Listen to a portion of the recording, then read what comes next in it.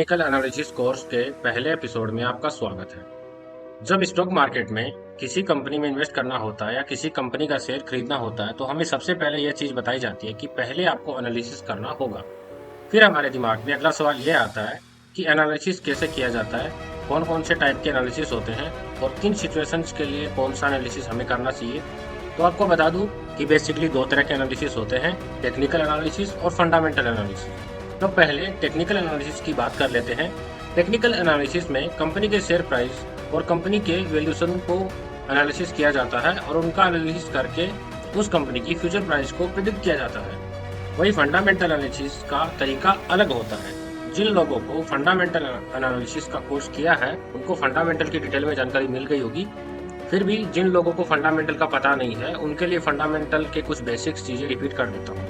तो fundamental analysis में company के मैनेजमेंट को एनालिसिस किया जाता है कि कंपनी का मैनेजमेंट कैसा है, उसके एथिक्स कैसे हैं, कंपनी कॉर्पोरेट गवर्नर को फॉलो करती है या नहीं करती है।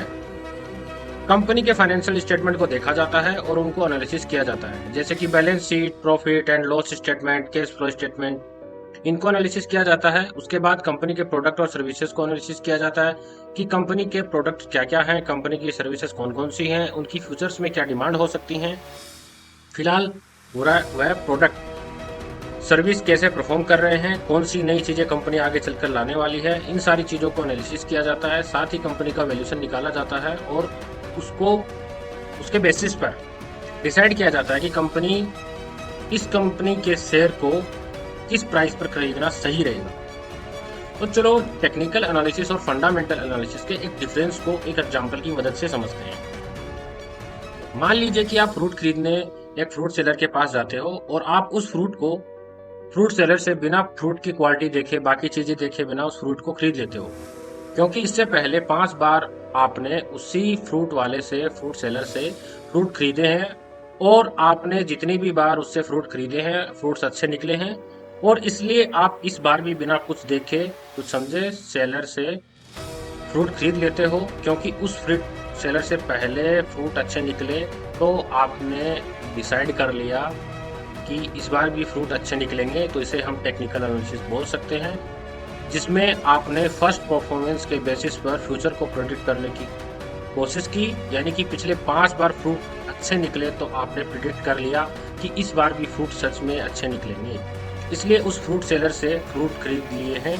वहीं अगर आप उसे फ्रूट सेलर के पास जाते हो और आप फ्रूट्स की क्वालिटी चेक करते हो कि फ्रूट कैसे हैं, साथ ही आपने हाथ लगाकर चेक किया क्वालिटी सही है या नहीं है, उसके अलावा फ्रूट सेलर किस तरीके से फ्रूट सेल कर रहा है, फ्रूट सेलर कैसा है, वह अच्छे फ्रूट्स बेचता है या नहीं बेचता, वह फ्रूट बेचकर अच्छा बिजनेस करता है या फिर कुछ और बेचकर बस पैसे कमाने की कोशिश करता है, जिस प्राइस पर वह फ्रूट बेच रहा है वह सही है या नहीं है, ये सब सारी चीजें देखकर चेक करते हो, तब आप फंडामेंटल एनालिसिस कर रहे होते हो।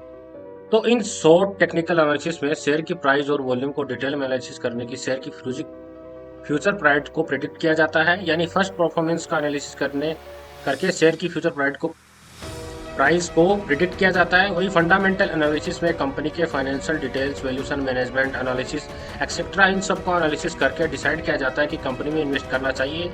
नहीं तो टेक्निकल एनालिसिस को शॉर्ट टर्म के लिए किया जाता है। यानी अगर आप टेक्निकल एनालिसिस कर रहे हो तो आप ट्रेडिंग करना चाहते हो, यानी शॉर्ट टर्म के लिए शेयर खरीदने की प्लानिंग कर रहे हो तो आपको टेक्निकल एनालिसिस करना होगा। लॉन्ग टर्म के लिए इन्वेस्ट कर रहे हो तो आपको फंडामेंटल एनालिसिस करना होगा। स्टॉक मार्केट शॉर्ट टर्म में वोटिंग मशीन की तरह है, जहां पर बहुत सारी वोलेटिलिटी होती है, बहुत ज्यादा एंट्रेंसी होती है। वहीं लॉन्ग रन में स्टॉक मार्केट वेइंग मशीन की तरह काम करता है, जहां पर कंपनी की एक्चुअल वैल्यू और वो आपको लॉन्ग टर्म में दिखती है। टेक्निकल एनालिसिस शॉर्ट टर्म में होता है और टेक्निकल एनालिसिस की मदद से इमोशन, साइकोलॉजी और इरेशनल बिहेवियर को स्टडी किया जाता है। शॉर्ट टर्म में स्टॉक मार्केट में लोग बहुत सारे डिसीजन इमोशंस के बेसिस पर लेते हैं। कई बार वो अपना इरेशनल बिहेवियर दिखाते हैं, जिसकी वजह से शेयर प्राइस ऊपर नीचे दौड़ती रहती है।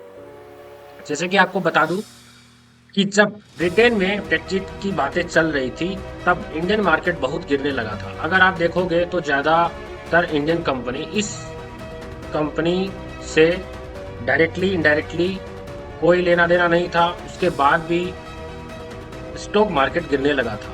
लगभग सारी कंपनियों के शेयर प्राइस गिरने लगी थी। तो शॉर्ट टर्म में ये चीज़ें होती हैं, वो लोगों के इमोशंस की वजह से, लोगों के इरेशनल बिहेवियर की वजह से। इसी तरह से ऐसी कई सारी चीज़ें होती हैं जिनका कंपनी से डायरेक्टली इनडायरेक्टली लेना देना नहीं होता, फिर भी शेयर प्राइस गिरने लगती है, क्योंकि शॉर्ट टर्म में ज़्यादातर लोग इमोशनली डिसीजन ले लेते हैं, सोच समझ कर नहीं लेते। तो टेक्निकल एनालिसिस इमोशनल और इरेशन बिहेवियर को स्टडी करता है और हिस्ट्री के बेसिस पर फ्यूचर को प्रिडिक्ट करती है। तो चलो टेक्निकल एनालिसिस को और कुछ एग्जाम्पल की मदद से समझते हैं। कई बार यूनिवर्सिटी एग्जाम या कॉलेज एग्जाम में बहुत सारे स्टूडेंट पिछले पेपर में एनालिसिस करके कि कौन कौन से क्वेश्चंस रिपीट हुए हैं, जो क्वेश्चन पिछले 3-4 साल वाले में लगातार रिपीट हो रहे हैं, वह उन पर ज़्यादा फोकस करते हैं। वह सोचते हैं कि कुछ स्पेशल क्वेश्चन पिछले 3-4 सालों में लगातार आ रहे हैं, इसका मतलब इस बार जरूर आएंगे। तो उन्होंने यह जो प्रेडिक्ट किया है क्वेश्चन इस बार आएंगे, यह टेक्निकल एनालिसिस के बेसिस पर किया है। उन्हें फर्स्ट परफॉर्मेंस को देखा, उसके बेसिस पर फ्यूचर परफॉर्मेंस को प्रेडिक्ट कर लिया। उन्होंने देखा कि पिछले 3-4 सालों में लगातार क्वेश्चन पूछा जा रहा है, इसलिए संभावना है कि इस साल भी क्वेश्चन रिपीट होगा। तो टेक्निकल एनालिसिस बिल्कुल यही करता है, फर्स्ट परफॉर्मेंस के बेसिस पर फ्यूचर्स को प्रेडिक्ट करता है। अब जरूरी नहीं है कि वो क्वेश्चन एग्जाम में आएगा, वो एग्जाम में आ भी सकता है, नहीं भी आ सकता है। तो इस तरह टेक्निकल एनालिसिस की भी कोई गारंटी नहीं होती कि वो काम करेगा कि नहीं करेगा। वो एक प्रिडिक्शन देता है जो सही हो सकता है और गलत भी। तो चलो टेक्निकल एनालिसिस को एक एग्जांपल की मदद से और समझते हैं। मान लीजिए आपका एक दोस्त है और सभी दोस्तों में वो एक चीज कॉमन बोलता है, मैं 10 मिनट में आ रहा हूँ, और वो फिर आधे घंटे के बाद आता है।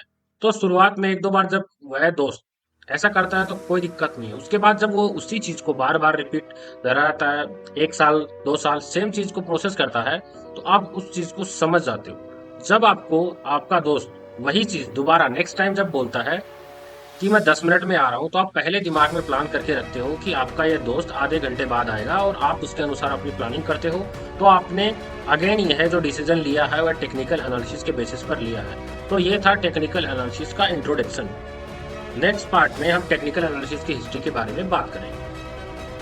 आपको टेक्निकल एनालिसिस को कुछ अगर समझ में नहीं आया तो आप हमें फॉलो कर सकते हो। इसके अलावा आप हमारी vrt9trading.com पे साइट पे जाके ज़्यादा जानकारी ले सकते हो।